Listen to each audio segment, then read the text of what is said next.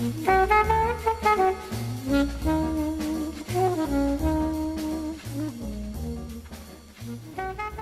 right, we're going to continue our discussion of the Enlightenment by examining what effect these Enlightenment ideas had on the world around us. Ideas are not abstract, disconnected somethings that have no consequence for the world around it. Everything we do in the world is based on a philosophical assumption. And the more we can demonstrate the connection between ideas and the world around us, I think the more that encourages us to think rightly about the world around us. A couple of things I want the student to get out of this section. First, I want the student to understand, to identify the application of the Enlightenment ideas to cultural movements during this period. Secondly, I want the student to be able to identify the essential characteristics of the various artistic movements within the modern period. And thirdly, I want the student to be able to evaluate the idea of progress. Is progress a good way of thinking about either the modern period or our world today? Like I said before,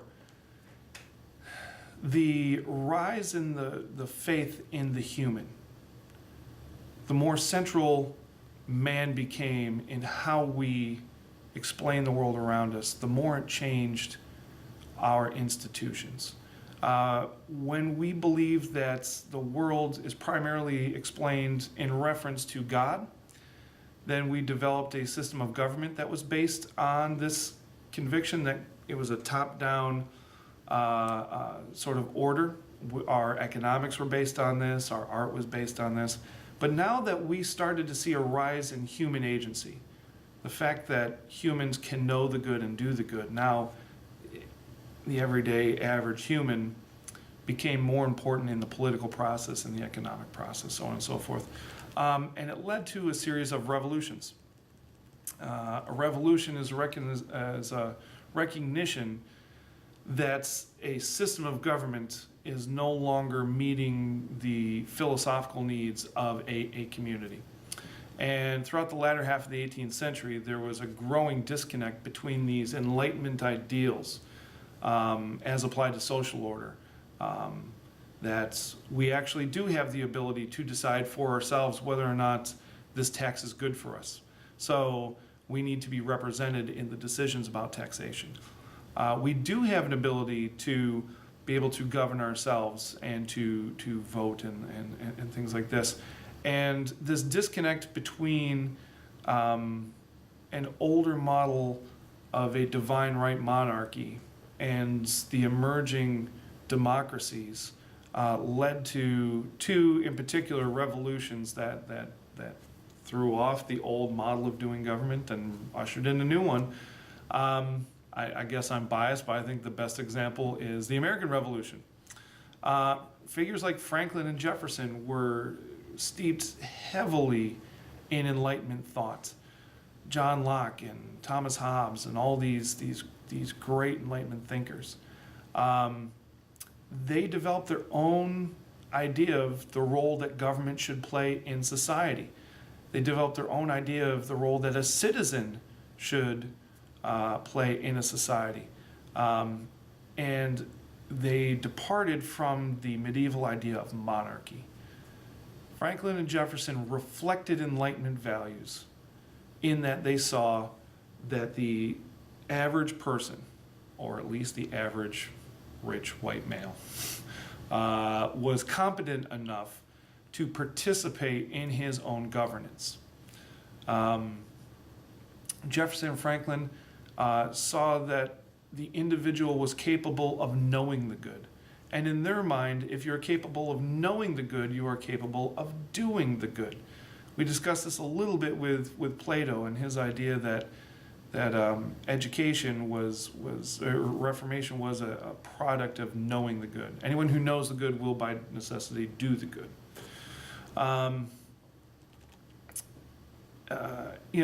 But this was not absolute. Franklin and Jefferson also had a background in Calvinism, believe it or not. Even though they may not have been subscribers to Calvinism, they at least recognized the fact that there is evil in this world and that men's hearts are, to whatever degree, corrupt, and that there is a need for some sort of checks and balance on the populace. And this is why they restricted voting rights to the noblemen, to the people that had an education. Obviously, the peasants, the local farmer who was uneducated, they did not think that they were qualified to participate in their own governance. Obviously men, since men were the ones that were educated, obviously free men. And this is also why they built in the Electoral College. The Electoral College, its main function was to prevent democracy run amok. If the populace elected this unqualified figure purely because he was popular, then the Electoral College can step in and say, no, we're going to have this guy instead. So there was a fundamental belief in human agency, in the human condition, with this head nod to traditional Christian perception or formulation of the human condition as being sinful.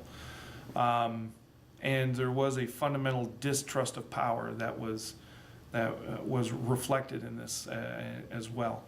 So that is how America chose to apply Enlightenment values to its political realm. A second revolution that sees this application is the French Revolution. Liberté, égalité, fraternité.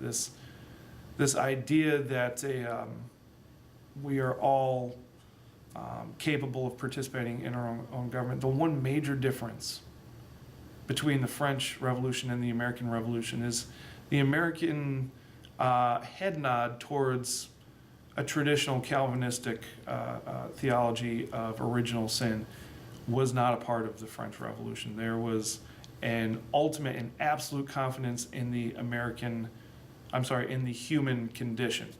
So they did not build in the same sort of safeguards on liberty. A Bill of Rights, that's an important one. Electoral College, things like that the Americans did. And this led to widespread pogroms when the people were not acting how they should, when they were not exemplifying the purity of the human condition. French society was not equipped to control that or limit that, so they had to come in with the guillotine and imprisoning people, and it got ugly, and it led to the collapse of this experiment, and eventually led to Napoleon and the return of this monarchical way of doing things. But the French Revolution is a pretty good illustration of how deeply not just a couple of people, uber nerd philosophers, felt about these values, but how deeply everyone felt about these values, or at least a majority, a significant number of people felt about these Enlightenment ideas, Enlightenment values. In addition to politics, another area that we see Enlightenment thought being applied to is economics. Another Scotsman, Adam Smith, wrote a book, The Wealth of Nations, that exemplified these Enlightenment thoughts. Smith's Wealth of Nations assumes that people will act according to their own interest, that people are reasonable, that people are able to be educated. Yet at the same time, Smith, who was a Presbyterian, also held on to this idea that man is corrupted. Man may be reasonable, but man is corrupted. And his system pits one person's greed against another person's greed, the producer's greed versus the consumer's greed. And he described it as an invisible hand that mediates between these two poles of greed to find where the market values something. So if I am not willing to pay $5 a gallon for gasoline, I'm just not willing to do that. My role as a consumer is to pay as little as possible for this gallon of gasoline. And the producer, Exxon, their goal is to charge as much as they can for it. So the greed of the producer in trying to make as much money as they can is tempered with the greed of the consumer to hold on to as much money as they can. And Adam Smith theorizes that the price will fall somewhere in between there. And it will be a healthy compromise that neither side is fully happy with, but this is how it's going to work. This is an application of the Enlightenment idea of the reasonableness of a person's actions, that people act according to self-interest. It is also a reflection of the Christian value of original sin. So Adam Smith has a very illustrative combination there, again supporting this idea that the Enlightenment did not supplant religion, that the Enlightenment became another lens through which religion was articulated. Third area we're going to talk about is art. And this is, in some ways, a much more complex illustration of the Enlightenment because it reaches back into the Renaissance a little bit. The first artistic movement we're going to talk about is called Mannerism. And art historians place this in the 16th century, somewhere around 1510 to 1590. So this makes it a late Renaissance movement. And when we use the term Mannerism, it's used without a whole lot of precision. But most art historians, when they look at Renaissance art and when they look at late Renaissance art, they can see that there's a difference there. And some of the characteristics of Mannerism, some of the things that separate it from Renaissance art, is the fact that this art tends to be a little bit more artificial. It's less realistic. That doesn't mean they throw realism out the window, but they're not looking for realism in every element of the composition. You see a lot of strained poses. You see a lot of angst and motion and tension in the human figure here. You see a lot of emotional content. You see elongated human figures. Again, the Enlightenment kind of rises out of this idea of humanism. So the human, the person, takes a central role in manneristic art. And they use a very different scale, color, and use of lighting that is unique to Mannerism. And probably the number one illustration of Mannerism would be Michelangelo. Michelangelo was probably the most famous artist from the Renaissance and fits in this movement of Mannerism. We're going to look at one of his paintings, The Fall of Man and the Expulsion from Paradise. And there's a couple of things I want the student to observe here that illustrates these manneristic characteristics. Notice behind Adam and Eve and behind the serpent, there's not a whole lot of landscape. The focus is on the color and the focus is on the human being. So here again, an illustration of a little less realistic, a little bit more artificial.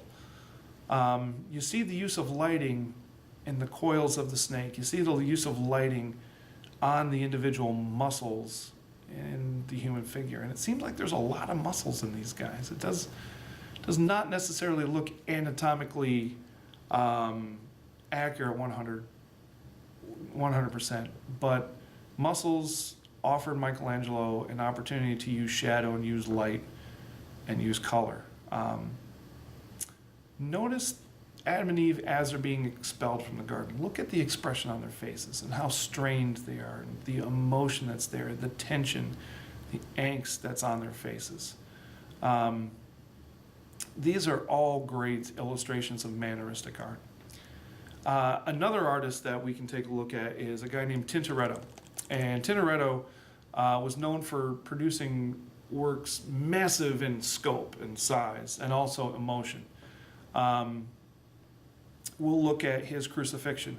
And notice that this portrayal of the crucifixion differs significantly from the Byzantine mode, differs significantly from Giotto.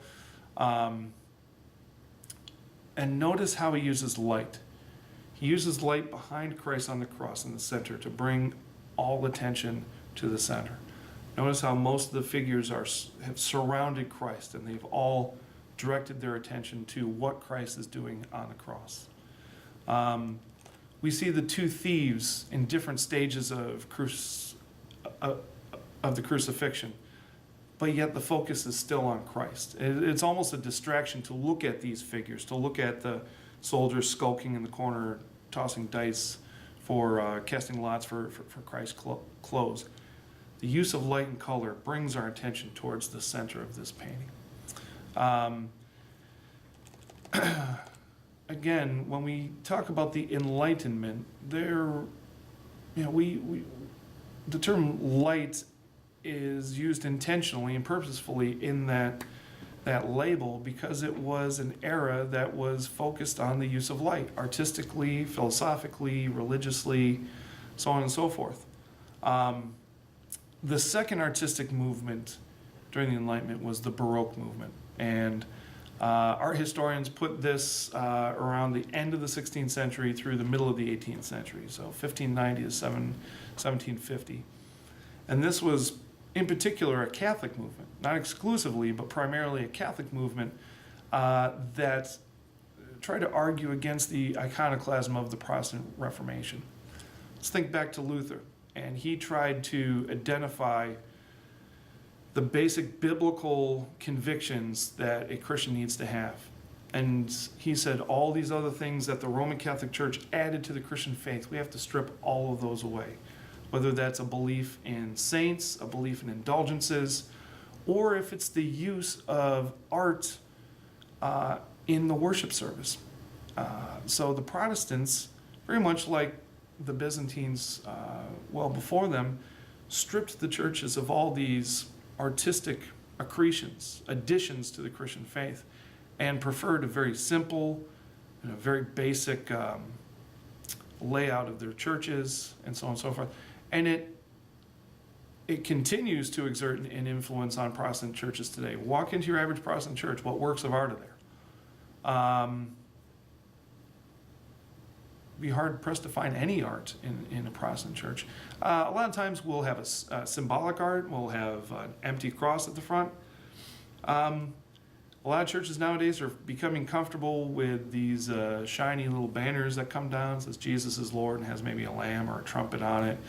But there's not really stained glass windows. You don't see sculptures being commissioned. You don't see paintings being displayed. In the American 21st century church, we are, to a certain extent, iconoclastic and fall in this category. And that's kind of a shame, because when you look at the Baroque artists, they had some amazing artists. They produced something that reflected God's beauty, and something I think even we as Protestants should at least be in a position to appreciate and admire, even if we don't incorporate it into our worship. Some of the characteristics of Baroque art was big, large-scale arts. These were anti-Protestant propaganda pieces. Most of them had biblical or allegorically biblical subjects to them. There was a sense of movement. You had a lot of upward angles. You had a lot of swirling spirals. You had very bold color, new light, new painting techniques that was able to emotionally engage the viewer. Rubens is one of the best examples of Baroque art, especially in his work Descent from the Cross. This portrays one of the central actions in the Catholic liturgy, Christ's sacrifice on the cross. It's not really an accident when you walk into a Catholic church and you see a cross with Christ crucified on it. You walk into a Protestant church and you see an empty cross.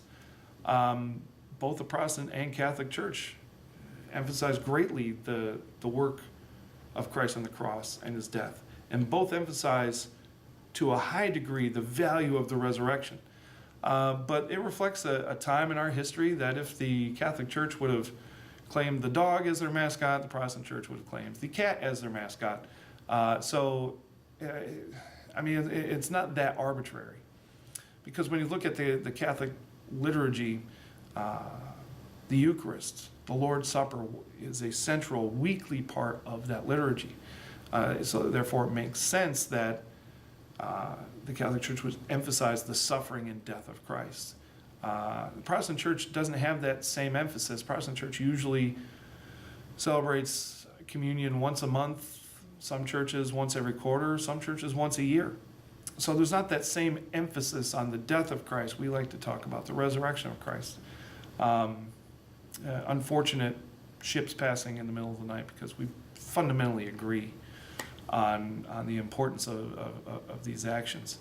But when you look at Rubens' painting, it fit very well with the Counter-Reformation Catholic agenda of emphasizing the death of Christ. A couple interesting notes. Notice Mary, Mother of God, standing next to Jesus on the left in blue. We see Mary Magdalene and Mary, half-sister of the Virgin Mary, kneeling. And most of the medieval portrayals of the Virgin Mary, Mary, Mother of God, have her kneeling.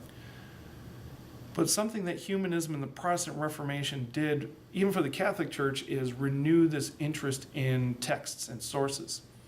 And in the Bible, it says that Mary, Mother of God, stood next to Christ. So here we see Mary standing. So when we talked before about both Catholics and Protestants claim that the Roman Catholic Church needed to reform itself, this is an evidence of that. You know, even though the Protestants emphasize sola scriptura to a much higher degree than the Catholics, there was, even in the Catholic Church, this sense that we need to return to a biblical, textual faith. Notice the position of Christ's body. It's twisted, it's lifeless, it's gray. And the grayness of his body is highlighted by both the blood on his body and the redness of the robe of one of his followers. The twisting of his body, some art historians have compared to the Laocoon group in the classical period, this sense of pain and strain and angst that we see even in death, that Jesus was, his crucifixion just was an incredibly painful suffering on the cross. And the way that Rubens uses light highlights Christ as the centerpiece of where attention is drawn to in this work. Catholics were not the only ones that use this Baroque style of art. We do have a Protestant, a Calvinistic Protestant, who engaged in this as well, a guy named Rembrandt. And we can see his Calvinism in his choice of subjects. We're going to take a brief look at the sacrifice of Abraham's sacrifice of Isaac. Rembrandt's Calvinism drew him to these types of scenes, of episodes, where the will of God was hard to swallow. But if you have faith in God, then you have faith in God's plan, and there's nothing to worry about. This idea that God is in control of absolutely everything is a hallmark of the Catholic faith, and drew Rembrandt to these episodes in the Bible where it was hard to swallow God's plan. Notice how Rembrandt portrays the scene in action. We see the angel gripping Abraham's hand, even though the text just says that the angel spoke to Abraham and he stopped. Notice that the knife is still falling from his hand, still pointed at Isaac, but still falling in the air, the sense of motion. The use of light highlights Isaac, highlights his the centrality and innocence of that sacrifice. Now also notice that God's plan is found elsewhere in this painting. Right behind this episode, we see a ram waiting for Abraham to notice him and sacrifice him in place of Isaac. That God has already provided a solution to this problem. Abraham didn't have to look around for the ram. So this is a great example of how Rembrandt used Baroque characteristics, used Baroque techniques in order to portray a Protestant message and not strictly a Catholic message. Although for my money, the best Baroque artist out there was not a painter at all, a guy named Bernini. And he was a sculptor, he was an architect. He helped design St. Peter's Basilica and a lot of the ornamentation in there and a lot of the statues that are found in Rome are Bernini statues, uniquely Baroque statues. And the one that captures my attention anytime I see it, and I cannot wait to see this thing in person. I cannot wait till I can stand there and just kind of absorb the real thing and not a two-dimensional screens version of it, is Bernini's Ecstasy of St. Teresa. This has become the standard by which all other Baroque art is measured. And it's a scene where St. Teresa, who wrote a series of books reflecting on her dreams and visions of God, that became the foundation for the Carmelite order of monks and nuns later on. Teresa talks very emotionally about her encounter with God. It is not a rational, intellectual recounting of what she believes about God, but it is an emotional record of her experience with God. And in this painting, in this sculpture, we see an angel sent from God holding an arrow that's pointed at St. Teresa's heart. And this is an arrow of divine love. And in this moment, Teresa is overcome with emotion, overcome with ecstasy, joy. She is being showered in the rays of light coming down from God himself. And we get a sense, even if it's just for this moment, she was overcome by the presence of God. And me personally, I go back to Isaiah 6, when Isaiah sees God face to face, and his first reaction is, "Woe to me, for I am a man of unclean lips, and I live amongst a people of unclean lips." And then there's this moment where an angel comes down from God and has not an arrow in his hand, but a burning coal. And it's not a part of the text, but I have to think that there's a moment there where Isaiah thinks to himself, that's it, I'm a goner. This angel's coming to smite me. I don't belong in the presence of God. And instead of smiting Isaiah, he cleanses Isaiah. And there must have been this moment where Isaiah realized what was going on. And this isn't in the text, but I can't imagine not just being overcome with the realization that Isaiah is not an object of judgment, but is an object of love. What does that feel like? What does that look like? How do we access that in this world? The ecstasy of St. Teresa here is an analogous experience where there's this angel coming down with an arrow, and even though it's not in the text, Teresa must have thought in the back of her head, that's it, I'm a goner. Like when unclean people come into the presence of a holy God, it's over. I'm done. And instead of piercing her with judgment and smiting her, that she becomes the recipient and beneficiary of divine love. And this statue captures that split-second moment where she is just overcome with the love of God. When you see the folds in her garment, it looks like there's action and motion going on there. Again, art historians compare this to the Laocoon group and the sense of motion and emotion that it evokes. Now, even though this is a Catholic sculpture designed for Catholic purposes, I see no reason why Catholics and Protestants can't agree that this reflects the love of God for us as people. And it's just, like I said, I can't wait to see this thing in person. It's got to just be amazing. Now we're going to wrap up our discussion of the Enlightenment with discussing the idea of progress. If you were able to summarize the whole trajectory of the Enlightenment in one word, I think it would be progress.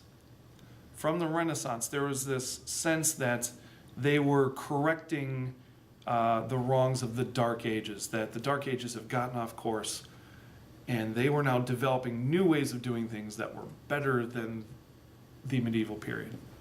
There's a sense that scientific discovery is leading us to greater and more accurate knowledge.